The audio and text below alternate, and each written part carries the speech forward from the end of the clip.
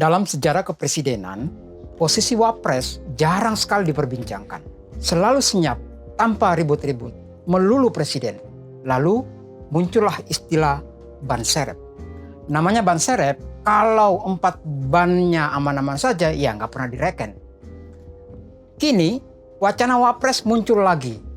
Ributnya bukan main, tapi tetap saja sayup-sayup. Disebut sayup-sayup karena wapres yang sekarang berperkara bukan dengan presiden, tetapi dengan sejumlah kelompok masyarakat.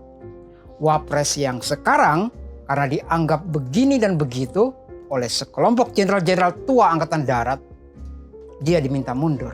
Biasanya presidenlah yang diteriakin turun jika tidak becus bekerja. Kali ini wapres diminta mundur. Dalam sejarah, wapres yang kemudian mundur hanyalah Muhammad Hatta.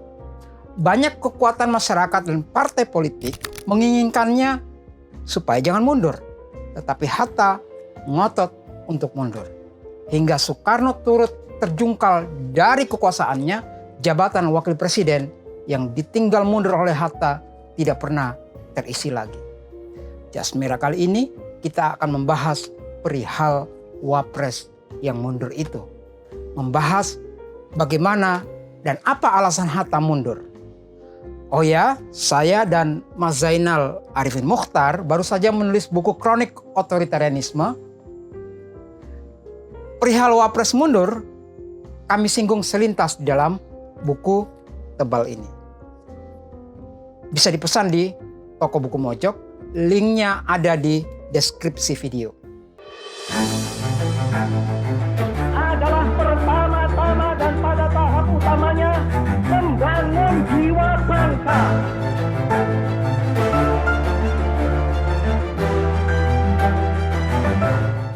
Seperti sudah saya singgung di bagian prolog Jas Merah, wacana wapres ini adalah wacana yang sepi. Apalagi di masa Orde Baru, presidennya satu, wapresnya datang dan pergi. Dari Sultan HB 9 sampai B.J. Habibie, tidak ada satupun isu nasional yang berarti soal wapres ini.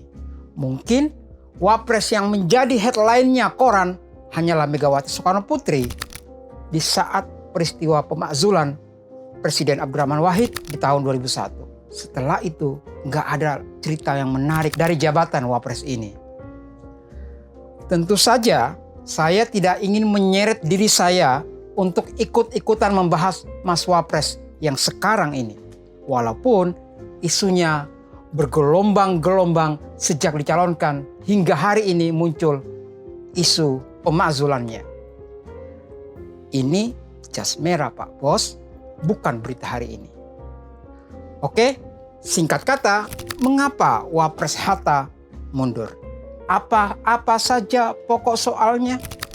Mari kita ulik satu demi satu. Secara resmi, Hatta mundur dari kursi wakil presiden tertanggal 1 Desember 1956. Tanggal 1 Desember itu tertera dalam surat Hatta yang ditujukan ke parlemen sejak bulan Juli. Hatta bilang saat konstituante dilantik itu akan menjadi hari terbaik baginya untuk mengundurkan diri dari kursi wapres. Konstituante adalah sebuah majelis yang dipilih langsung oleh rakyat lewat pemilu kedua di bulan Desember 55 untuk memilih wakil-wakil pembuat konstitusi baru bagi Republik Indonesia. Ternyata ini adalah bagian dari nazar Muhammad Hatta setelah ditunjuk kembali jadi wapres. Manakala RIS bubar di tahun 1950 dan Indonesia kembali ke sistem awalnya, negara kesatuan. Tapi apakah cuma soal nazar itu Hatta memutuskan mundur? Lalu bagaimana perseteruannya yang dingin dengan Presiden Soekarno? Tanpa Hatta ucapkan, sesungguhnya pemilu 55 yang terselenggara secara damai 2 kali, September dan Desember, sejatinya menjadi kemenangan Hatta. Soekarno tampaknya nggak terima soal ini. bahwa dengan partai sebanyak itu, lebih dari 100, pemilu bisa terselenggara. Tesis Hatta soal banyaknya partai bukanlah ancaman keamanan dan bubarnya negara kesatuan. Benar adanya. Pemilu 55 adalah sesungguhnya buah dari maklumat X yang dikeluarkan Wapres Hatta pada 3 November 1945. Isinya ya rakyat boleh bebas bikin partai untuk bersama-sama menyelamatkan negara. Nggak usah takut, dilindungi oleh negara. Ide ini sangat berlawanan dengan Soekarno yang sejak awal Indonesia berdiri kepengen sekali dengan partai tunggal. Partai tunggal. Presiden Soekarno seperti tidak menerima kenyataan dengan kesiapan warga negara berdemokrasi banyak partai. Sehabis pemilu, Presiden Soekarno kerap mengeluarkan celetukan di berbagai mimbar. Presiden Soekarno ingin sekali mengubur partai-partai itu dan menghidupkan apa yang disebut dengan demokrasi terpimpin. Pernyataan Presiden Soekarno itu jelas-jelas menyerang wakilnya. Telunjuk Soekarno jelas menuding Hatta. Presiden Soekarno bilang, partai-partai ini saatnya dikubur. Bobrok kabeh, penghalang pembangunan. Gak ada satupun manusia yang bisa membenarkan kehadiran puluhan partai ini, kata Soekarno. Lalu, ini kata-kata khas dari Soekarno. Orang-orang ini atas usaha saya mengubur-ubur partai, kemudian menyebut saya diktator. Saya bukan diktator.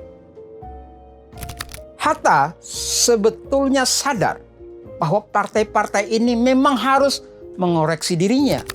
Kalau nggak ngoreksi ke dalam, ngoreksi ke internalnya, kepercayaan rakyat bisa tergerus. Hatta juga menginginkan jumlah partai disederhanakan saja. Ya paling nggak ada 6 faksi gitu. Ada Partai Demokrasi Nasional, ada yang Islam, ada yang Protestan, ada yang Katolik, yang Sosialis, dan bahkan ada yang Komunis. Cukup itu saja. Masing-masing dapat jatah 1. Hatta mengingatkan kembali partai-partai tempat berkumpulnya rakyat itulah yang mengambil oper tanggung jawab keselamatan negara dan pemerintahan. Hatta punya tesis, partai politik ini mesti menginsafi diri, tahu posisi diri mereka sebagai pendidik, sebagai pembimbing rakyat atas tanggung jawabnya pada keselamatan negaranya. Partai itu alat keselamatan negara. Itu tesis Hatta. Hatta juga sebetulnya setuju diktator. Tetapi kediktatoran itu haruslah sementara saja. Kediktatoran itu baik kalau waktunya super singkat. Itu pun hanya bisa dilakukan pemimpin yang ulung. Dan pemimpin yang beginian hanya 1-2 orang yang muncul tiap-tiap bangsa dalam 1 abad. Karena itulah demokrasilah pilihan paling baik di mana rakyat turut serta bertanggung jawab. Keselamatan negara dan jalannya pemerintahan tidak boleh diserahkan sepenuhnya kepada seseorang atau segelintir orang. Kata Hatta, rakyat rindu dengan seorang diktator bila partai-partai sibuk dengan tujuan sendiri. Korupsi, segala macam yang tercela dilakukan. Presiden Soekarno juga bilang, partai-partai hanya menyuburkan penyakit kedaerahan. Penyakit, ada istilah khasnya dia, provinsialisme. Partai, menurut Soekarno adalah ancaman bagi persatuan kalau demikian adanya. Tahu apa jawaban Hatta? Masalah pemerintahan kita bukan soal provinsialisme dan sebagainya itu, tetapi Jakarta sentris. Saya ulangi, bahkan Hatta mengatakan bukan saja Jawa sentris, tetapi pembangunan kita Jakarta sentris. Kesibukan pemerintah, percekcokan orang partai, semuanya terkonsentrasi di Jakarta, melulu Jakarta. Dicatat ya, diksi Jakarta sentris sudah diucapkan Hatta di tahun 56 menjelang dia turun. Penguatan kabupaten ketimbang provinsi juga sudah diterangkan oleh Hatta dalam satu paket. Dan terasa hari ini relevan. Kata Hatta, prioritas pembangunan itu ada di kabupaten, jangan di provinsi. Karena provinsi itu sejatinya kepanjangan tangan dari pusat. Itu gaya kolonial. Kabupaten tidak. Inti otonomi daerah itu, kata Hatta, adalah kabupatennya harus kuat. Kayak Jogja itu, bukan DIY-nya, tapi Sleman, Bantul, Kulon Progo.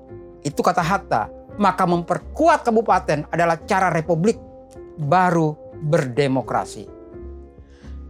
Di lapangan ekonomi, ada perbedaan mencolok antara apa yang dijalankan pemerintah perihal apa yang disebut ekonomi kerakyatan yang berbentuk koperasi dengan arus utama ekonomi nasional. Perdana Menteri Ali Sastro Amijoyo misalnya bahkan menyindir konsepsi koperasi Hatta seperti dalam bahasnya Ali Sastro Amijoyo ya, orang yang terlalu tenggelam dalam teori yang muluk-muluk. Menteri Juanda, Menteri Urusan Perencanaan, lebih yakin dengan perusahaan-perusahaan untuk bisa nambahin produksi dan penghasilan nasional ketimbang koperasi. Dan apa yang dikatakan Menteri Juanda maupun Perdana Menteri Ali Sastro Amijoyo satu irama dengan Presiden Soekarno. Wakil Presiden Hatta sepertinya sudah terjepit. Apalagi Hatta gak pernah lagi diikut sertakan membahas soal-soal kemelut di tubuh Angkatan Perang. Nggak diikut sertakan lagi dalam soal pembahasan korupsi dan segala macamnya. Jadi Hatta menganggap, ya sudahlah, mundur saja. Sudah lebih dari cukup.